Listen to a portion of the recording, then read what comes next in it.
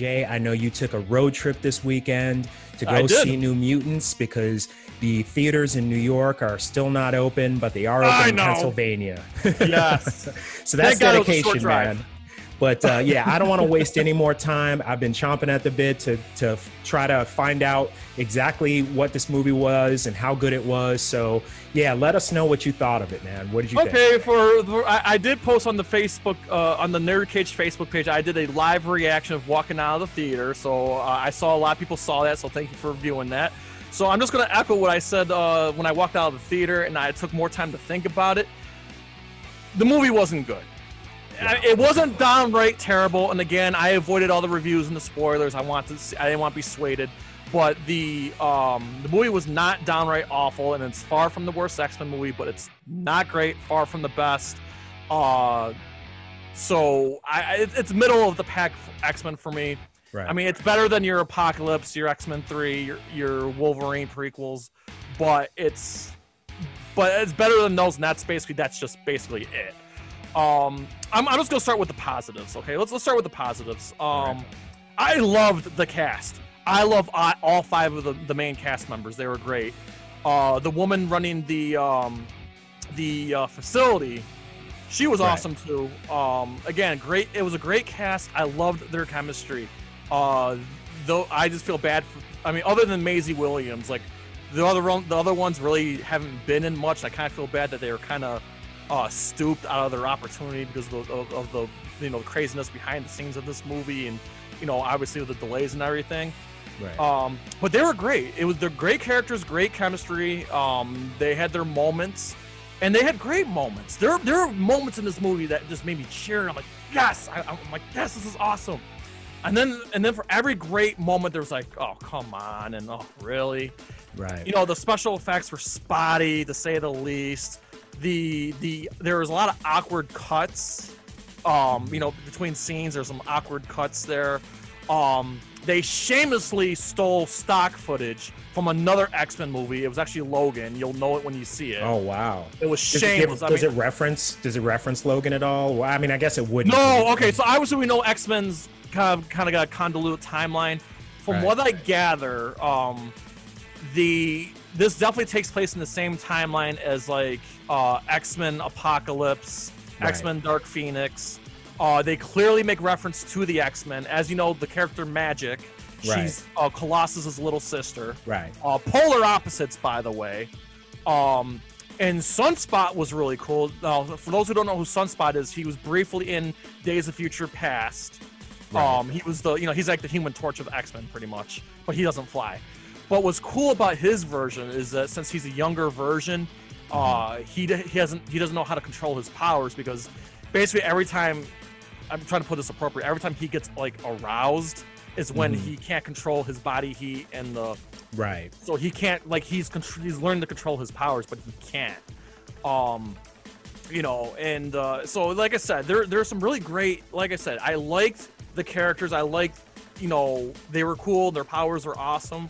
But and like I said, they had a great chemistry on screen, but it's just, like I said, the story was good. It just wasn't executed very well, and the finale was very underwhelming. Okay. So, it's just, again, it's a middle of the pack X-Men movie. And here's what really sucks though, because there were seeds planted. There's seeds planted of what we could expect if the Disney merger never happened. There were seeds planted that would lead to like bigger things in the X-Men universe or the New Mutants universe, and unfortunately we're not going to get that. I won't go into spoilers, I'll give it away, but for what we know, here's the thing. For some of the X-Men villains that we didn't get that we all wanted, seeds were planted there and they were building up to it, and it's just unfortunately we're not going to get it. So if this merger never happened, I would have loved to seen another New Mutants or another chapter in the X-Men saga. It just sucks, we're not going to get it. Right. And that's kind of on par with some of the other reviews that I've kind of seen. With like, I know that I think Emergency Awesome kind of gave a review, and Jeremy Johns kind of said something similar. Yeah. Let me ask you this though, because this was touted, when before the merger, when they were still working on it. Yes. Josh Boone had said that this was going to be a sort of a merging of comic book genre and horror. Does it do either one of those particularly well? I'm so glad you mentioned that, because you just re-triggered something in my mind here. So I remember when I first saw the New Mutants trailer back in 2016. I forgot what movie I went to go see, but that trailer came out of nowhere, and it looked spooky, and you saw like these Nightmare on Elm Street elements and stuff like that. So there was stuff I remember from those trailers that you didn't see in this movie. Really? So I am wondering if like this movie, obviously there's got to be multiple cuts of this movie. Right. There were some like spooky scenes, but it wasn't like terrifying. There was nothing terrifying about it. I'm sure that's what Disney kind of like maybe had their hands on it, saying, hey, this is too horror or too dark. You need to tone this down. I bet you that's what happened, because it wasn't, I mean, some of the horror elements were there, but it just wasn't like terrifying, or it didn't give the same vibe that the original trailer did.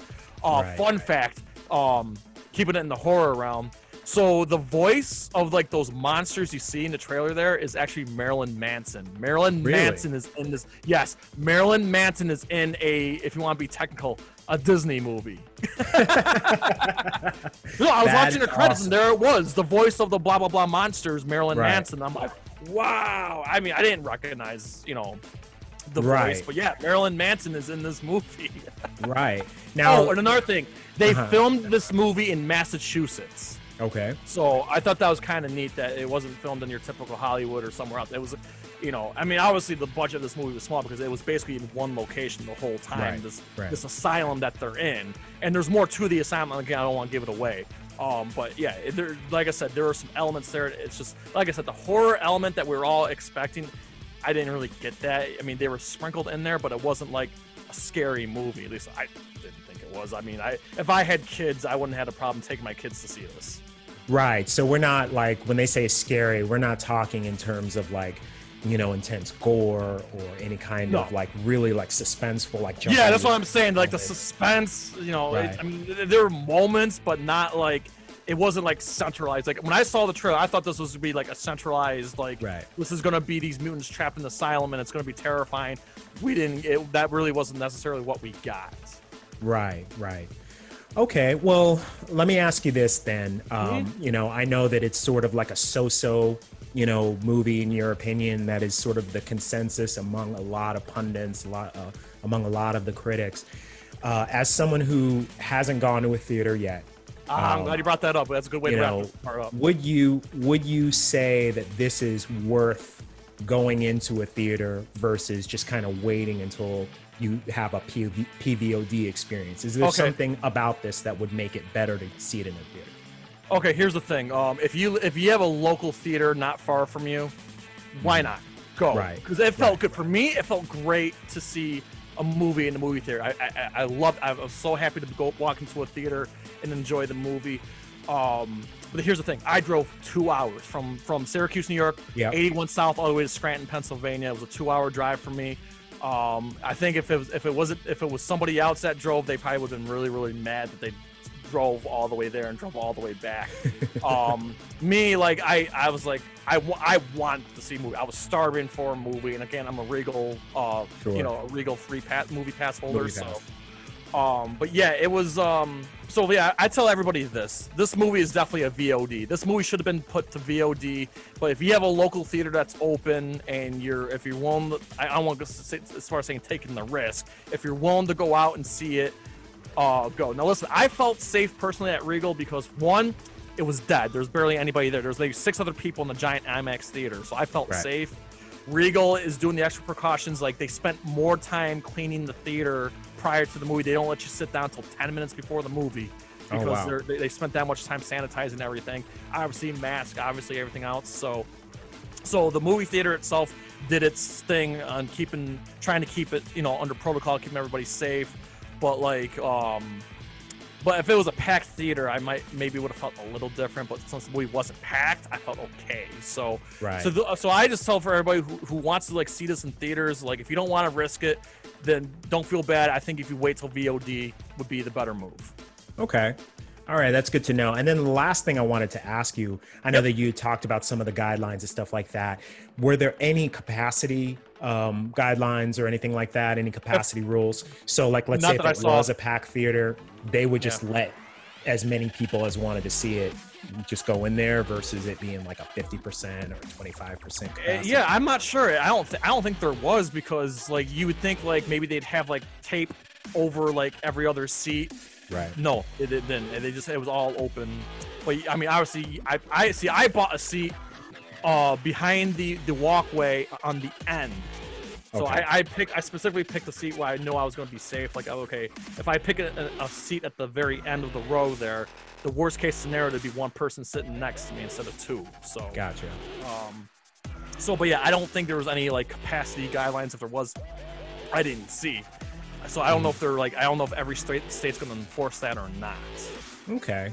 Well, that's good to know for those of us that have not yet gone into a theater. I know that here in Kentucky, our theaters just opened up this weekend, I believe. So I didn't get a chance to go see New Mutants or anything else, but probably in the very near future, I'm going to go check that stuff out. So yeah, so that's really good to know that at least they're doing what they can to make sure that, you know, we're all safe and everything's sort of sanitized.